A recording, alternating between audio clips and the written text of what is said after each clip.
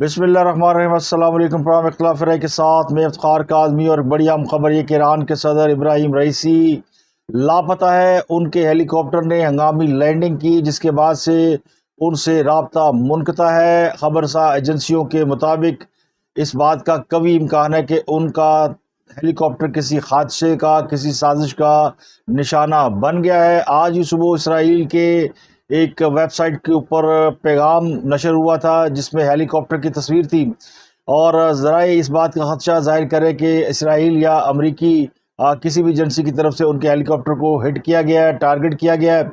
ایرانی صدر کے ساتھ وفد کے اور بھی لوگ موجود تھے۔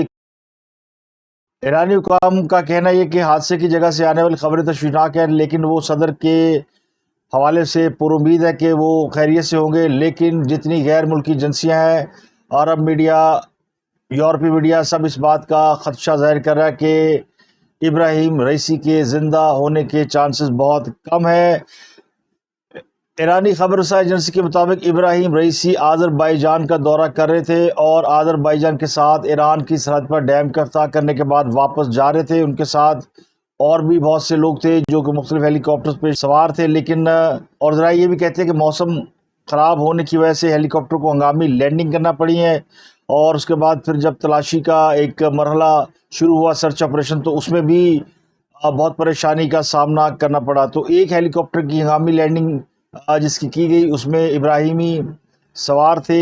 سرکاری میڈیا کے مطابق حادثے کا شکار ہونے والے ہیلی کاپٹر میں ابراہیم رئیسی کے علاوہ وزیر خارجہ حسین امیر عبداللہیان، مشرقی آذربائیجان کے گورنر ملک رحمتی، اور صوبے میں ایرانی صدر کے نمائندے آیت اللہ محمد علی بھی سوار تھے۔ اس واقعے کے بعد ایرانی سپریم کونسل کا ہنگامی اجلاس بلایا گیا ہے، اور ذرائع کہتے ہیں کہ ایرانی صدر اور ان کے رفقائے کار کے حوالے سے کوئی بڑی خبر جو ہے وہ چند لمحوں میں سامنے آ سکتی ہے۔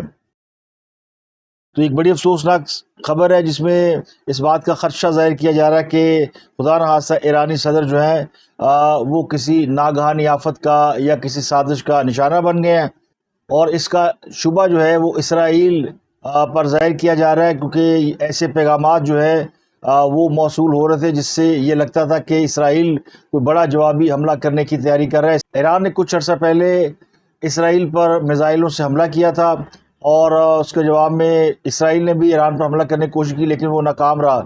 تو اسرائیلی حکام جو ہے وہ ایران کو سبق سکھانے کے لیے بڑے عرصے سے پیش بندی کر رہے تھے، تو لگتا ہے کہ انہوں نے جواب دے دیا۔ اگر اس واقعے میں اسرائیل کے ملوث ہونے کا ذرا بھی شبہ ہوا تو علاقے میں بڑی جنگ چھڑنے کا خدشہ ہے۔ امریکی حکام بھی اس حوالے سے خدشات کا اظہار کر رہے ہیں، اور امریکی صدر جو بائیڈن کی طرف سے یہ پیغام دیا گیا ہے کہ وہ بھی اس معاملے کو بڑا سیریسلی دیکھ رہے ہیں۔ ان کو بھی اطلاعات ہے کہ ایرانی صدر کا ہیلی کاپٹر جو ہے وہ حادثے کا شکار ہوا ہے۔ تو یہ خطے میں ایک بہت ہی وہ کہتے ہیں نا خطرناک قسم کی ایک خبر ہے۔ اللہ کرے کہ یہ طیارہ صرف حادثے کا شکار ہوا ہو، یا اس میں جو ایرانی صدر ہے وہ خیریت سے ہو، بچ گئے ہو۔ ایران کی عوام جو اس وقت امام علی رضا کے روزے پر موجود ہے، ان کی سلامتی کے لیے دعائیں کر رہی ہے، لیکن جو ذرائع ہے اور جو ہر طرف سے ملنے والی معلومات ہے اس کے مطابق اس بات کے چانسز بہت کم ہے کہ ایرانی صدر زندہ بچے ہوں، تو کسی بھی وقت ان کی اس واقعے میں شہادت کا اعلان بھی ہو سکتا ہے۔ اور ذرائع یہ بھی کہتے ہیں کہ اس کے لیے ایرانی عوام کو ذہنی طور پر تیار بھی کیا جا رہا ہے۔ کسی نہ کسی سطح پر یہ انڈرسٹینڈنگ موجود ہے کہ وہ شاید اب زندہ نہ بچوں۔ تو ایرانی صدر ابراہیم رئیسی کچھ عرصہ پہلے پاکستان کے دورے پر بھی آئے تھے، اور پاکستان کے ساتھ انہوں نے بہت اہم معاہدوں پر دستخط بھی کیے تھے، اور جس کے بعد سے ایران جو ہے وہ پوری دنیا کی نظر میں کھٹک رہا تھا۔ اب یہ ایک بہت بڑا حادثہ سامنے ہو سکتا ہے ایران کے لیے بھی اور اس خطے کے لیے بھی۔ اگلی خبر جو ہے وہ پاکستان کے سیاسی حالات کے حوالے سے کل لندن پلان کا ذکر کیا تھا نواز شریف نے اپنی تقریر میں۔ آج اس کے حوالے سے جن لوگوں کے نام لیے گئے تھے ان کی پراکسیز سامنے آ گئی ہیں۔ سابق چیف جسٹس ثاقب نثار اور علامہ طاہر القادری کے بیانات سامنے آئے ہیں۔ خود تو وہ سامنے نہیں آئے، لیکن ان کے بیانات کسی نہ کسی ریفرنس سے سامنے آئے ہیں، جس میں دونوں نے نواز شریف کے بیان کی تردید کی ہے۔ ثاقب نثار صاحب کہتے ہیں کہ ان کی کوئی آڈیو ایسی نہیں ہے جس میں انہوں نے نواز شریف کے حوالے سے کوئی ایسی بات کی ہو جس کو قابل گرفت جانا جائے۔ ایک مقامی ویب سائٹ کے مطابق سابق چیف جسٹس نے اپنی آڈیو کے حوالے سے کہا کہ میری ایک آڈیو کو فرانزک سے ثابت ہو گیا تھا کہ وہ جوڑ کر بنائی گئی ہے. تو اب اگر کوئی آڈیو نواز شریف کے پاس موجود ہے تو وہ سامنے لائیں. ان کا دعویٰ یہ کہ ایسی کوئی آڈیو نہیں ہے اور نہ ہی انہوں نے کوئی ایسی بات کی ہے. اسی طرح کے ایک اور سٹیٹمنٹ جو ہے وہ علامہ طاہر القادری صاحب کی طرف سے آیا ہے. انہوں نے بھی کہا کہ ان کی کبھی پوری زندگی میں جنرل ظہیر الاسلام سے ملاقات نہیں ہوئی، نہ لندن میں نہ کینیڈا میں. ملاقات کے دعوے جھوٹ، تہمت، الزام تراشی اور دروغ گوئی پر مبنی ہے. میں ان من گھڑت بے بنیاد الزامات کو سختی سے یعنی اس کی مذمت کرتا ہوں، تردید کرتا ہوں. تو 2013-14 میں جو دھرنے ہوئے تھے، ان دھرنوں میں جو مرکزی کردار تھا وہ علامہ طاہر القادری اور عمران خان تھے، جبکہ ان کے پیچھے جو فائنینسرز کے نام لیے جاتے ہیں وہ چودھری پرویز الہی اور چودھری شجاعت علی کے نام تھے. اور اس کے علاوہ ایک اور بڑے اہم کردار ہیں ملک ریاض، جو کہ ان تمام دھرنوں میں جنہوں نے فائنینس کیا ان کا بھی نام آتا ہے. اور سب سے اہم نام آتا ہے اسٹیبلشمنٹ کی جانب سے اس وقت کے DGI جنرل ظہیر الاسلام کا. لندن سازش یا لندن پلان کے حوالے سے کوئی بات ڈھکی چھپی نہیں ہے. اس سے پہلے بھی یہ بہت سی ایویڈنس سامنے آ چکی ہے کہ کس طرح چند بڑوں کی لندن میں ایک ملاقات ہوئی اور اس ملاقات کو جو ہے وہ خفیہ رکھا گیا اور اس ملاقات میں طے کیا گیا کہ نواز شریف کو اقتدار سے نکالنا ہے. اس کے لیے جو ہے وہ مختلف طاقتوں کو اکٹھا کیا گیا، ان طاقتوں کو جن کا آپس میں کوئی بہت زیادہ رابطہ نہیں تھا یا بہت زیادہ انڈرسٹینڈنگ نہیں تھی، نہ ہی وہ ایک دوسرے کے قریب سمجھے جاتے تھے. لیکن جب مقصد ایک ہو، ٹارگٹ ایک ہو، تو پھر سب ایک ہو جاتے ہیں. تو ان سب کو ایک جگہ جمع کرنے کے لیے لندن میں مدعو کیا گیا. اس حوالے سے بہت سارے ایویڈنس موجود ہیں. اس وقت جو جیو کے رپورٹر مرتضی علی شاہ، انہوں نے بھی اس کو رپورٹ کیا تھا. یہ خبریں اخبارات میں شائع بھی ہوئیں کہ لندن میں ایک پلان چل رہا ہے، ملاقاتیں ہو رہی ہیں. اور ایک صحافی اظہر جو ہے اس کے اوپر چھوٹی سی ڈاکومنٹری بھی بنائی. اور ایک بہت ہی اہم کردار مبشر لقمان بھی سامنے آئے، جو اس وقت عمران خان کے بڑے قریب سمجھے جاتے تھے. میں بھی تھا وہاں پہ، بلکہ ایک جو مین جو ڈاچسٹر کے اندر چائنا ٹینک میں کھانا تھا جس میں ڈاکٹر طاہر القادری اور چودھری برادران اور عمران اور باقی لوگ تھے، وہ تو بل بھی میں نے دیا تھا. اور کئی سال میں نے اس بل کو بچا کے بھی رکھا ہے کہ شاید کبھی نہ کبھی کوئی کہے تو یہ ایک ہسٹوریکل ایویڈنس ہو جائے گا کہ یار یہ کون کون وہاں پہ تھا اور کتنے کا بل ہوا تھا، کس نے کیا کھایا تھا. بٹ لنڈن پلان ایگزسٹ کرتا ہے نا رضا، پلان تو ہوا تھا نا. ورنہ ڈاکٹر طاہر القادری صاحب، چودھری شجاعت صاحب، عمران خان صاحب یہ ایک دوسرے کو دیکھنا نہیں چاہتے تھے. تینوں ایک دوسرے کو نہیں پسند کرتے تھے اور تینوں ایک دوسرے سے انتہا کی نفرت کرتے تھے. تو وہ تو obviously somebody superior to all three of them، وہ ان ساروں کو اکٹھا اس نے کیا تھا نا. تو لندن پلان کے حوالے سے بہت سارے دعوے دار موجود ہیں جو یہ کہتے ہیں کہ ایک پلان بنا تھا، ایک سازش منتخب حکومت کے خلاف کی گئی تھی کہ اسے کیسے گرانا ہے، جس کا مرکزی کردار اسٹیبلشمنٹ تھی. تو کل اس کا ذکر کیا نواز شریف نے اپنی تقریر میں. تو آج اس کے حوالے سے کئی چیزیں سامنے آئی ہیں. علامہ طاہر القادری اس بات سے انکار کرتے ہیں کہ ان کی ملاقات کبھی لندن یا کینیڈا میں ظہیر الاسلام سے نہیں ہوئی. تو وہ کیا اس بات سے بھی انکار کریں گے کہ ان کی ملاقات پاکستان میں کبھی جنرل ظہیر الاسلام سے نہیں ہوئی، کیونکہ وہ بنیادی طور پر پہلے آدمی تھے جن کے ساتھ جو ہے وہ اس وقت کی اسٹیبلشمنٹ نے رابطہ کیا اور ان کو تیار کیا کہ کس طرح یہ سارا معاملہ کرنا ہے. اور اس لندن پلان کے بعد ہی ماڈل ٹاؤن میں کچھ لاشیں گری یا گرائی گئیں، جس کا ملبہ پنجاب حکومت پہ ڈال کر پھر ایک تحریک شروع کی گئی. تو یہ سارا اسی لندن پلان کا حصہ تھا جس میں ایک حکومت کو گرانے کے لیے بہت ساری طاقتوں نے مل کر کوشش کی. اور یہ ویسے ماضی کا ایک قصہ ہے، لیکن ایک ایسا باب ہے جس کے بہت ہی گھنونے کردار ہیں جو اب خود کو پاک صاحب سمجھتے ہیں اور وہ اپنی مذموم حرکتوں کو چھپانے کی کوشش کرتے ہیں. صحافی اظہر جاوید کا وہ کلپ جس میں وہ اس ساری صورتحال کو بیان کرتے ہیں وہ آپ کو دکھاتا ہوں، جس سے آپ کو اندازہ ہو جائے گا لندن پلان ہے کیا. 2014 کا یہ قصہ ہے اور لندن پلان بنا لندن میں، اور لندن میں کس جگہ بنا آج ہم آپ کو بتائیں گے. وہ جگہ آپ دیکھ سکتے ہیں، دا کوارٹرنگولر، دا ہائیڈ پارک اسٹیٹ.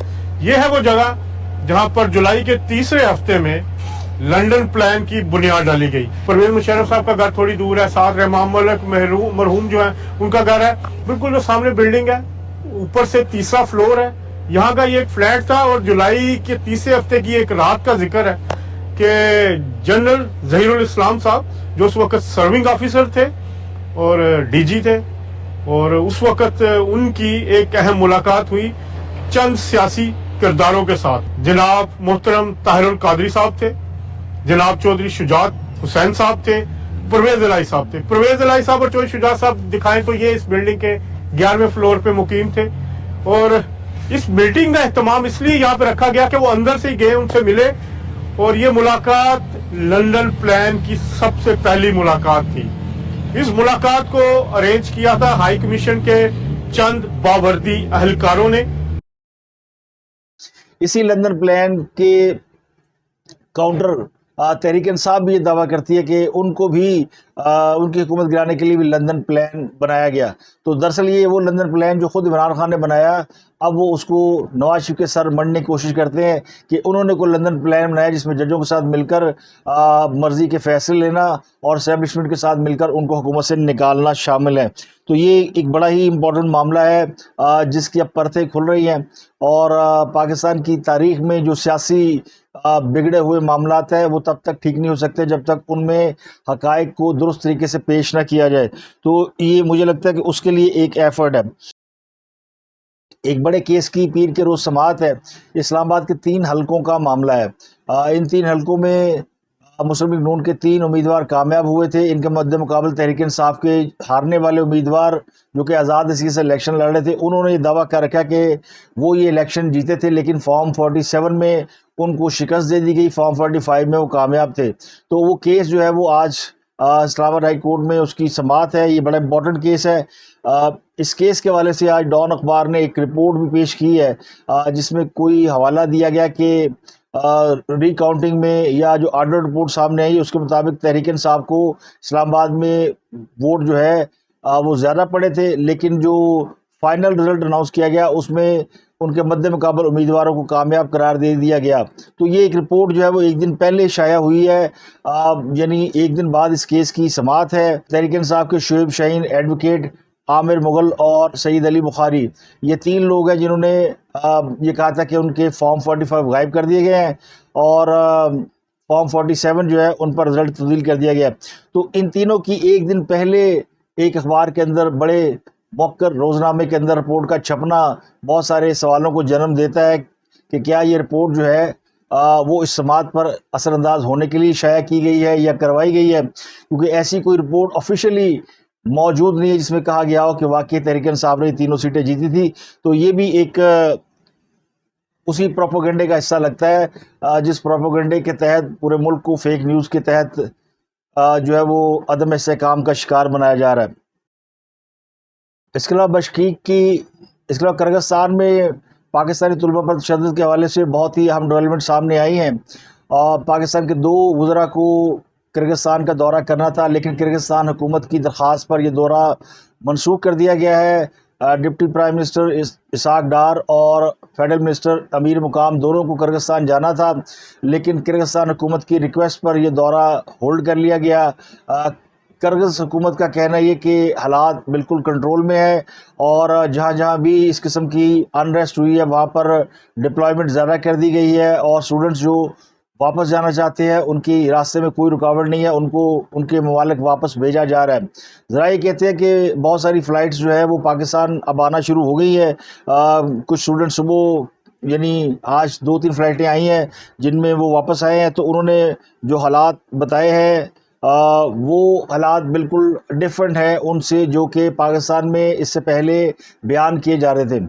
एक तो ये कि वहाँ के जो मुकामी लोग हैं उन्होंने सिर्फ स्टूडेंट्स को टारगेट नहीं किया और उनका निशाना सिर्फ तलबा नहीं है, बल्कि उन्होंने हर रंग और नस्ल के लोगों को जो कि गैर मुल्की हैं उनको तशद्दुद का निशाना बनाया, जिनमें ना सिर्फ पाकिस्तानी स्टूडेंट बल्कि पाकिस्तानी मज़दूर, वहाँ पे काम करने वाले, रोज़गार के लिए जाने वाले लोग, बंगाली, इंडियंस, मिस्री, जो भी गैर मुल्की उनके सामने आया उनको उन्होंने मारा। और वजह ये कि वही समझते हैं कि गैर मुल्कियों ने उनकी नाक में दम कर रखा है।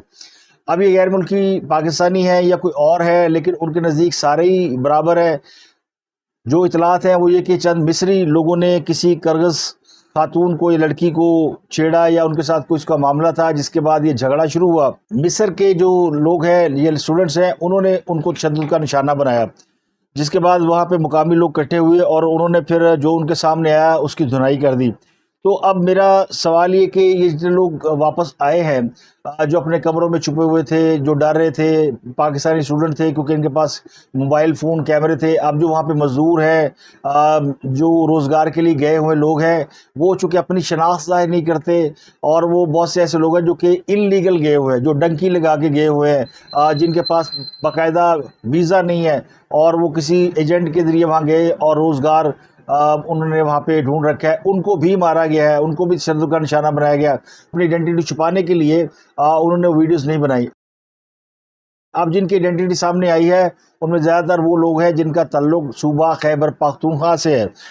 اس میں باقی جو صوبوں کے لوگ ہیں ان کی تعداد کم ہے، اور یہ شور بھی شاید اس لیے مچایا گیا کہ بہت سے لوگوں کا تعلق خیبر پختونخوا سے تھا، تو پھر وہاں سے جو پی ٹی آئی کے ٹرولرز ہیں انہوں نے اس کو زیادہ ہائی لائٹ کیا اور اس معاملے کو پولیٹیکل رنگ دے دیا، اور یہ کہا کہ اسٹوڈنٹس کو مارا جا رہا ہے، ان عورتوں کے ساتھ ریپ کیا جا رہا ہے۔ اب جتنی فلائٹس آئی ہیں ان میں اسٹوڈنٹ بچیوں کی تعداد بڑی کم ہے، ابھی میل اسٹوڈنٹ آ رہا ہے، اور یہ بھی کہا گیا تھا کہ 12,000 سے زیادہ اسٹوڈنٹ موجود ہیں، لیکن ابھی جو لوگ آئے ہیں ان کی تعداد کم ہے۔ اس میں جو ایک کنٹروورسی اور سامنے آئی ہے، گورنمنٹ یہ کلیم کر رہی ہے کہ وہ اپنے خرچے پر اسٹوڈنٹ کو واپس لا رہی ہے، لیکن اسٹوڈنٹس یہ کلیم کر رہے ہیں کہ وہ لاکھ روپے کی ٹکٹ خرید کے بائی ایئر واپس آ رہے ہیں، اور یہی اسٹوڈنٹ ہیں جو کہ پہلے ویڈیو شیئر کر رہے تھے کہ ہم تو باہر نہیں نکل سکتے، لیکن آپ اپنے کمرے سے باہر نکل کر ایئرپورٹ تک آئے تو کیسے آئے، اور آپ کو کون لایا، اور پاکستان تک واپس لانے میں کیا حکومت نے کوئی کردار ادا نہیں کیا؟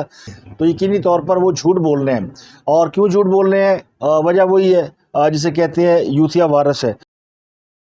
تو یہ پاکستان کے سب سے طاقتور اور جیدار لوگ کس طرح کرغزستان میں کمروں کے اندر چھپے بیٹھے تھے، اور انہوں نے سب کو آگے لگایا ہوا ہے۔ یہ وہ نسل ہے جو پاکستان میں اینٹتی ہے اور باہر مار کھاتی ہے اور پھر مدد مانگتی ہے۔ اب مصری لڑکوں نے کرغز لڑکی کو چھیڑا، مصری اور کرغز کی آپس میں لڑائی ہوئی، اور دل جو ہے وہ ہمارے بچوں کا بیٹھ گیا ہے، اور ہمیں گھر واپس لاؤ، ہماری جان کو خطرہ ہے۔ اب جن کے ساتھ جھگڑا ہوا مصری، جن کو مار پڑی انڈین، بنگلہ دیشی، صومالی، سوڈانی، جتنے لوگ وہاں موجود تھے، کسی ایک ملک میں بھی یہ صورتحال نہیں ہے جو ہمارے یہاں۔ ہمارے یہاں تو پوری گورنمنٹ جو ہے وہ ایسے جاگ رہی ہے جیسے کوئی خدا نہ خواستہ فلسطین کا اور اسرائیل کا معاملہ شروع ہو گیا، اور اسرائیل نے ہم پہ حملہ کر دیا، خدا نہ خواستہ اس طرح کا شور مچایا جا رہا ہے، اور اس طرح کی ماتم کی جا رہی ہے جیسے بہت بڑی قیامت آ گئی ہے۔ اور آپ تصور کریں جس دن کوئی واقعی اس طرح کا کوئی بڑا کام ہو گیا تو پھر ہماری کیا حالت ہوگی، ہم تو ایک دوسرے کو حوصلہ دینے کے بھی قابل نہیں رہیں گے۔ جس طرح کا شور مچایا گیا، جس طرح کا واویلا کیا گیا ہے، صرف چند ایک اسٹوڈنٹس کے ساتھ جو کہ شاید کہیں نہ کہیں اگر ہمت کرتے تو اس معاملے کو خود بھی ڈیل کر سکتے تھے۔ وہاں پہ کوئی کسی کے پاس کوئی مسلح نہیں تھا، یعنی کوئی گولی نہیں چلی۔ یہ لڑائی جو ہے وہ لاٹھی مکوں اور گھونسوں کی لڑائی ہے، اور یہ لڑائی ہم نے ہمیشہ دیکھی ہے، جس میں طاقتور جو ہے وہی ہوتا ہے جو ذرا جس کا حوصلہ ہوتا ہے اور جو حوصلے کے ساتھ سامنا کرتا ہے۔ مقامی لوگوں نے سب پر حملہ کیا ہے، ہر قسم کی قومیت کے اوپر، اور پھر انہوں نے بتایا جی ہاسٹلز کی طرف بھی ان کو کسی نے بتایا کہ یہاں غیر ملکی رہتے ہیں، تو ہاسٹل کے اوپر حملہ کیا۔ اب جو پرابلم یہ ہے کہ غیر ملکی نہ ٹیکسیوں میں سفر کر سکتے ہیں، نہ وہاں کے جو لوکل ہے ان کے ساتھ کوئی ان کو کھانے پینے کی چیزیں دے رہے ہیں کہ جی غیر ملکی ہم آپ کے ساتھ جو ہے وہ نہیں کر سکتے۔ تو یہ ایک ویو، اس کو اب وہاں کی جو قوم پرستی کہہ سکتے ہیں، نیشنلزم کہہ سکتے ہیں، کہ وہاں کچھ اس قسم کی ویو آئی ہے جس میں وہ شاید کہہ رہے ہیں کہ ہمارے یہاں جب متحدہ ہندوستان تھا تو ایک بڑی مہم چلی تھی، سائمن واپس جاؤ، انگریزوں کو واپس بھیجنے کے لیے جو تحریک چلی تھی، اس قسم کی موومنٹ مجھے لگتا ہے کہ بشکیک میں چل رہی ہے، اور وہ لوگ کتنے ناکو ناک آئے ہوں گے، کتنے تنگ ہوں گے۔ یہ معاملہ صرف اسٹوڈنٹس کی لڑائی کا نہیں ہے کہ مقامی لوگ بھی کہہ رہے ہیں کہ جو غیر ملکی واپس جائیں، باوجود اس کے کہ ہم نے بہت سارے جگہوں پہ دیکھا کہ جو وہاں کے اسٹوڈنٹس ہیں وہ اپنے اسٹوڈنٹس فیلو کے لیے وہاں پہ کھانے پینے کا ارینج بھی کر رہے ہیں، ان کو پانی وانی بھی پلا رہے ہیں، کسی کو بھوکا نہیں مرنے دیا گیا، کسی کی حالت ایسی نہیں ہوئی کہ اس کو وہ طبی امداد نہ ملنے کی وجہ سے کہیں ایڑیاں رگڑ کے خدا نہ خواستہ اس کی جان جو ہے وہ اس نے جان آفرین کے سپرد کر دی ہو، تو ایسا کچھ نہیں ہوا۔ تو نہ وہاں پہ کوئی ہلاکت ہوئی، نہ وہاں پہ کوئی اتنا بڑا معاملہ تھا، لیکن یہ پکچر ایک ایسی براڈر بنا دی گئی، اور اس نے ثابت کیا کہ ہماری حکومت جو ہے اس نے ایک فیک جو پروپیگنڈا ہے یا نیوز ہے اس کے حوالے سے سرنڈر کیا ہے۔ پاکستان کا سب سے طاقتور پرائم منسٹر بھی جو ہے وہ 2 دن سے جاگ رہا ہے کہ یہ کیا ہو گیا. تو اتنی بری حالات تھی. یہ ان کی تو حکومت کی تو سنسیریٹی ظاہر کرتا ہے, لیکن ان کی بھی کامیابی ہے جنہوں نے ان کو آگے لگا لیا اور کہا کہ ہماری مرضی کے مطابق چلو. تو یہ حال ہے. اسی لیے لوگ سوال پوچھتے ہیں 9 مئی کے کرداروں کو اب تک سزا کیوں نہیں ہوئی. تو اس لیے نہیں ہوئی کہ یہ حکومت جو ہے وہ آگے لگی ہوئی ہے. 400-500 اسٹوڈنٹس جو ہے وہ پاکستان آ چکے ہیں اور ان میں سے وہ ایک بچہ ہے جو زخمی نکلا ہے. تو اس سے آپ اندازہ لگا سکتے ہیں کہ یہ پوری صورتحال کیا تھی. وہ کہتے ہیں نا مارے نہ ڈرایا چنگا, تو ان کا ترا نکلا ہوا ہے. ہمارے جو شی جوان ہیں گنڈا پور کے قبیلے کے لوگ, ان کا وہاں پہ ترا نکل گیا. گنڈا پور سے مجھے یاد ہے کہ گنڈا پور کی ویسے دھمکیاں پاکستان میں چل جاتی ہیں, باہر بھلے چلے نہ چلیں. تو ان کی ایک دھمکی ایسی چلی ہے کہ فیصل کریم کنڈی صاحب نے ہاتھ کھڑے کر دیے. فیصل کریم کنڈی KPK کے گورنر ہیں. اس سے پہلے انہوں نے بھی بڑی دھمکیاں لگائیں علی امین گنڈا پور کو, لیکن علی امین گنڈا پور نے جو جوابی دھمکی لگائی نا کہ میں تمہارا پیٹرول بند کر دوں گا اور تمہارا گورنر ہاؤس جو ہے وہ چھین لوں گا اور تمہیں 2 کمروں تک محدود کر دوں گا, تو اس کے بعد کنڈی صاحب کی زبان تو ہو گئی سیدھی. وہ کہہ رہے ہیں کہ جناب یا آپ میری طرف آ جائیں یا میں آپ کی طرف آتا ہوں. اور وہ کہتے ہیں نا پنجابی کا گانا, کنڈی نہ کھڑکا سونیا سدھا اندر آ. تو کنڈی صاحب جو ہے وہ ان کا حال یہی ہے. وہ کہتے ہیں جناب کنڈی نہ کھڑکا سونیا سدھا اندر آ, کنڈی کھل گئی ہے. اب وہ گنڈا پور جاتا ہے یہ نہیں جاتا, لیکن گنڈا پور نے یہ ثابت کر دیا کہ دھمکیاں اس ملک میں زیادہ کارگر ہیں.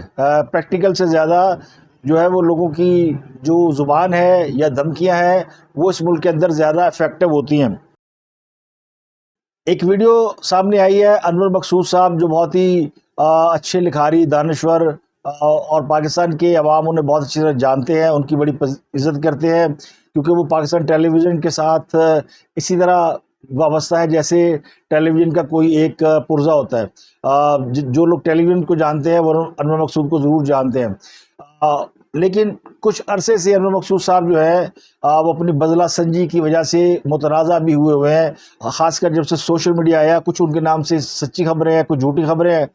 زیادہ تر ان کے نام سے ان کے حوالے سے جھوٹی خبریں ہم نے دیکھی, اور چونکہ خاص سیاسی گروپ کے ساتھ اپنے آپ کو افیلیٹ کرتے ہیں, ایسوسیٹ کرتے ہیں, تو اس گروپ نے ان کو بہت زیادہ ہیومیلیٹ بھی کیا. ایک ان کی ویڈیو آئی تھی جس میں کہا گیا کہ ان کو مارا گیا ہے, ان کو دھمکیاں دی گئی ہیں. پھر ان کی ایک اپنی ویڈیو آئی انور مقصود صاحب کی جس میں انہوں نے کہا کہ مجھے تو کسی نے نہیں مارا, مجھے تو کسی نے دھمکیاں نہیں دی ہیں, اور وہ مزے سے کھانا اور پلاؤ بناتے ہوئے پائے گئے. اب ان کی اپنی ایک ویڈیو ایسی آئی ہے اور اس ویڈیو پہ بہت اعتراض ہو رہا ہے کیونکہ اس میں انہوں نے عمران خان صاحب کی تعریف کرنے کی کوشش کی اور ایک جابر اور ظالم حکمران کے سامنے کلمہ حق بیان کرنے کا اپنا ایک واقعہ بیان کیا ہے. اور شاید وہ یہ آج کل کی نوجوان نسل کو بتانا چاہتے ہوں گے کہ آپ کسی بھی جو طاقتور آدمی ہے اس کے سامنے کیسے بول سکتے ہیں. تو یہ تربیت جو ہماری قوم کی کر رہے تھے, اس میں انہوں نے جھوٹ کی ایسی آمیزش کی ہے کہ اب ماشاءاللہ وہ بیک فائر ہو گئی ہے. عمران کو ٹریبیوٹ دے رہے تھے. وہ عمران ورلڈ کپ جیت کے آیا تھا اور عمران نے ریٹائرمنٹ لے لی تھی. تو ان کے بیٹے ایجاد الحق صاحب میرے پاس آئے کہ والد صاحب عمران کو ٹریبیوٹ دینا چاہ رہے ہیں اور آپ کو میزبان بنانا چاہ رہے ہیں. مگر والد صاحب کو پہلے فرانس کے سفیر کے پاس جانا ہے, تو ہم نے ان سے کہا ہے کہ پہلے عمران کو آپ گولڈ میڈل دے دیں پھر چلے جائیں. تو پروگرام شروع ہوا 7:30 بجے. 8:30 بجے ان کو سفیر کے پاس جانا تھا. میں نے بولنا شروع کیا تو وہ 1 بجے تک بیٹھے رہے, اور پروگرام کے بعد مجھے بلایا اپنے گھر, راولپنڈی میں گھر تھا ان کا. اس کے بعد انہوں نے کہا کہ میں نے آپ سے کہا تھا کہ مجھے فرانس سفیر کے پاس جانا ہے, آپ 5 گھنٹے بکواس کرتے رہے. تو میں 5 گھنٹے بیٹھا رہا. میں نے کہا سر آپ کتنے دن کے لیے آئے تھے؟ 90 دن کے لیے. 8 سال ہو رہے, تو آپ کو تو عادت ہے دیر تک بیٹھے. تو انہوں نے کہا آپ میں سے کسی کی ہمت ہے یہ بات کہنے کی جو انور نے کہی ہے؟ میں نے کہا نہیں سر چھوڑ دیں. تو وہاں ایک بریگیڈیئر صاحب تھے, وہ غصے میں آ گئے. انہوں نے میرا گریبان پکڑا ہے, ہاں, کہنے لگے آپ کو ہم بلاتے ہیں, آپ بارڈر کراس کر جاتے ہیں. تو میں نے کہا سر تنخواہ آپ کو ملتی ہے بارڈر کراس کرنے کی, جب آپ سے نہیں ہوتا تو میں کرتا ہوں. वैसे तो मेरी थ्योरी है कि किस्सा गो और तारीख दानों में बड़ा फ़र्क होता है। किस्सा गो जो होता है वो दास्तान को चटपटा बनाने के लिए बाज़ औक़ात हालातों वाक़यात को गड़बड़ कर जाता है। अब ये वाक़या मुख्तलिफ़ हवालों से बहुत से लोगों ने सुन रखा है, बहुत से लोगों को पता है कि इमरान खान ने रिटायरमेंट ले ली थी क्योंकि वो अनफिट हो गए थे, बॉल कर नहीं पा रहे थे, वो बैटिंग करते थे और बैटिंग उनकी इतनी अच्छी नहीं थी, तो वो क्रिकेट छोड़ना चाहते थे। इंडिया की टीम आई थी पाकिस्तान और पाकिस्तान ने उनको शिकस्त दी, तो इमरान खान एकदम पाकिस्तान की डेड विकेटों के ऊपर पॉपुलर हो गए, क्योंकि उस वक्त ये बॉल टेम्पर करके कराया करते थे, बॉल स्विंग होती थी। सरफराज ने इन्हें गुर सिखाया था कि किस तरह पेप्सी के ढक्कन के साथ आप बॉल को खुरच लें और फिर बॉल रिवर्स होता है। उस वक्त ये बॉल काटा भी करते थे, खुरचते भी थे। बॉल स्विंग हुआ, इंडिया के खिलाफ बड़ी विकेट ली, इमरान खान ने हीरो हो गए। ये कोई 83-85 का, मेरा ख्याल 83 है। इंडिया का नाम आए तो फिर पाकिस्तान में आपको पता है इंडिया को हराने में जिसका भी किरदार हो हमारे लिए हीरो होता है, तो इमरान खान इस वजह से हीरो थे। लेकिन अनवर मकसूद का ख्याल ये कि उस वक्त इमरान खान साहब वर्ल्ड कप जीत चुके थे। इमरान खान साहब ने वर्ल्ड कप 1992 में जीता है। 1992 तक ज़िया-उल-हक साहब को फौत हुए 4 साल हो चुके थे। फिर उन्होंने कहा कि एक ब्रिगेडियर साहब ने मुझे बुलाया और किसी ब्रिगेडियर का उन्होंने नाम लिया, सदीक सालिक साहब का, जो कि ज़िया-उल-हक के साथ त्यारे में ही जाँ बहक हो गए थे। वो भी जिंदा नहीं थे। लेकिन ये वाक़या उन्होंने चूँकि 2 वाक़यात को गड़बड़ करके सिर्फ इसलिए बताया कि वो अपनी अहमियत तो बयान करना चाहते थे और इमरान खान को भी वली साबित करने की कोशिश कर रहे थे कि उनके एजाज़ में उस वक्त के जो डिक्टेटर थे, अच्छा थे तो वो डिक्टेटर, तो इसलिए तो इमरान खान को मार्शल लॉ की और इस्टेब्लिशमेंट की पैदावार कहा जा सकता है। ये हमेशा उनके हाथों में खेले हैं। तो उस वक्त भी जो पाकिस्तान की इस्टेब्लिशमेंट है वो इमरान खान के बारे में यही सोची थी कि इसको ये पॉपुलर है तो उसको सियासत में लाकर जो है वो इस्तेमाल किया जा सकता है, तो इसलिए इनको क्रिकेट में रखना बड़ा ज़रूरी है। कट टू शॉट के अनवर मकसूद साहब ने वाक़या बयान कर दिया जिसमें तारीख़ी हक़ाइक़ उन्होंने बिल्कुल गड़बड़ कर दिया, तो ज़ाहिर है फिर छतरौल तो होनी सी। और इमरान खान साहब को वो बड़ा साबित करने की कोशिश में अपनी जो दानिश्वरी है उसकी वो लुटिया डबो बैठे हैं। लेकिन बहरहाल मैं उनको मार्जिन इसलिए देता कि वो किस्सा गो है, वो कहानी गो है, तो उसने कहानी बयान करने के लिए इसी किस्म के वाक़यात का और इसी किस्म के हवाले देने हैं।